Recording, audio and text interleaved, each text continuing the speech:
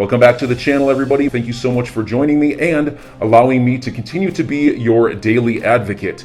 If you're new here or you're not subscribed for any reason, please do me a huge favor and hit the subscribe button.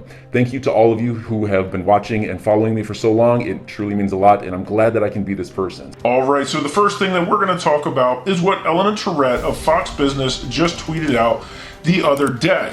This about some insider information that she just heard. In fact, her tweet said, "Scoop," which means she feels like she's the first to get this information. What is it? This tweet has to do with what Hester Peirce, who is a chairman on the SEC, and it has to do with what she thinks about this case versus Ripple. And according to Ellen Tourette, Hester Peirce has said privately, or not so privately being that we're talking about it on a YouTube channel now, that she believes that the SEC is not actually going to get the outcome that they had wanted.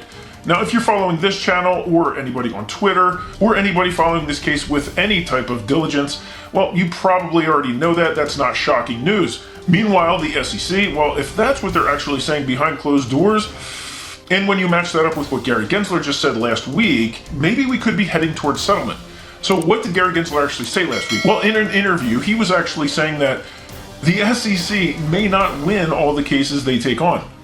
Hold on, what? The SEC actually admitted they might not win all the cases that they go after? Of course, this is notwithstanding any potential settlements and what that may or may not mean for the SEC or Ripple or all these other cryptocurrency projects and blockchain companies that they may or may not go after. And you might want to stay tuned for what the SEC actually has in mind for exchanges. The other day, this about some insider information that she just heard. In fact, her tweet said, "Scoop," which means she feels like she's the first to get this information.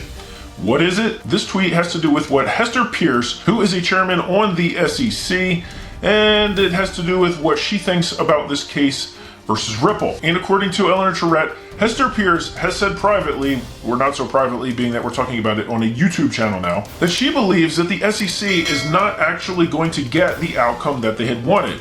Now, if you're following this channel or anybody on Twitter or anybody following this case with any type of diligence, well, you probably already know that. That's not shocking news. Meanwhile, the SEC, well, if that's what they're actually saying behind closed doors, and when you match that up with what Gary Gensler just said last week, maybe we could be heading towards settlement.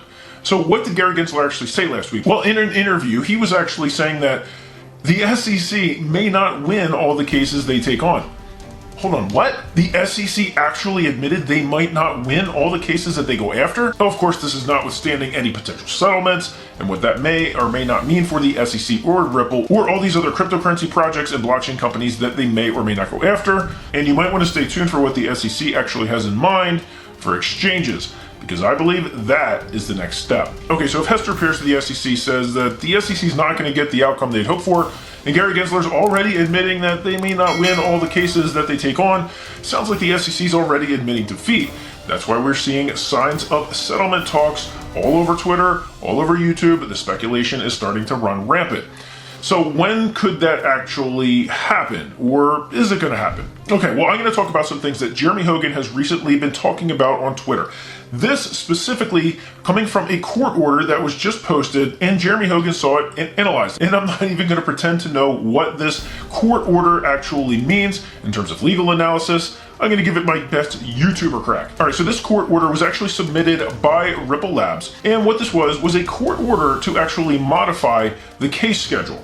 So here's what at least Jeremy Hogan said. The court order had asked for a class certification, and previously the date at which it was asking for a class certification was August 26th. Well, Ripple recently filed this new court order and asked it to be pushed back until November 18th. Now, Jeremy Hogan suggests that this could be the time frame that Ripple thinks the case could be over by.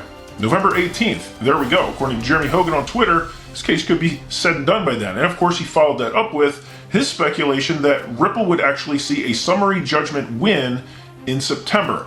That, of course, is if Ripple and the SEC go to full trial and go through all of these documentation, and Ripple actually comes out with that summary judgment win. And of course, if you've been following this channel, you'd see that the majority of the facts and the majority of the evidence is in their corner. It's not looking great for the SEC, but he did say settlement can happen at any time. That is why settlement talks are running rampant all over social media. And he's right, a settlement essentially could be announced at any time, in which case, well, I hope you have your bags packed for XRP. And a lot of what I've been covering on this channel, specifically revolving around the case specifically revolving around this Ripple case, has brought up a lot of things on social media, specifically Twitter, that Ethereum has been involved with some underhanded activities with the SEC and with a lot of the things that we'll actually go ahead and call conflict of interest. You might have heard them called a lot worse. Now, Ethereum and Joe Lubin is front and center with this. So recently, I've been reading some news, some headlines that is coming out, and people are starting to put two and two together,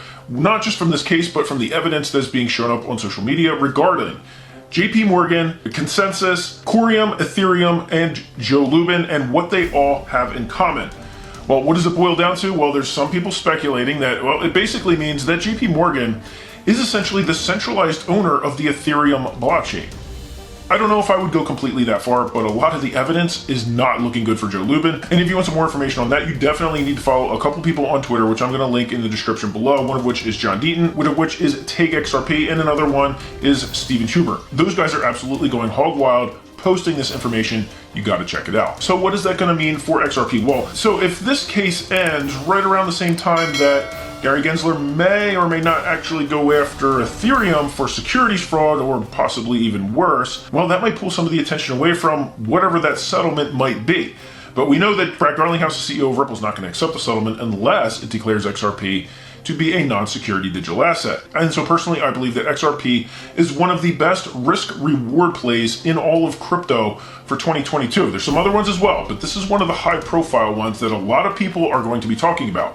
Obviously, it's all over Fox Business. Once this case settles or Ripple wins, it's going to be all over MSNBC. It's going to be all over the financial news channels. And of course, it's going to be all over the internet. It's going to be all over exchange news, CoinDesk news, everywhere. So, like I said, you might want to have your bags packed, but that is not financial advice. I am definitely not telling you to buy XRP, but simply to keep your eye out. Okay, so what else is coming down the pike for the XRP ledger? Well, there is some big news, specifically regarding the Corium airdrops and the Sologenic NFT marketplace. They have actually been making some huge new additions and some huge new changes, upgrades to that NFT marketplace. I have a video coming up that you're not going to want to miss because I'm going to review some of the new features that they've been rolling out and why it's actually one of the fastest growing NFT marketplaces in terms of value. So if you want to keep track of the Ripple versus SEC case, what may or may not happen to Ethereum, and some of the new projects that are actually happening on the XRP ledger, you're going to want to subscribe to the Late Night Grind YouTube channel. And you can do that by clicking the subscribe button below. And like I said, don't forget to hit that bell notification icon, because at any time it could be that settlement announcement between the SEC and Ripple.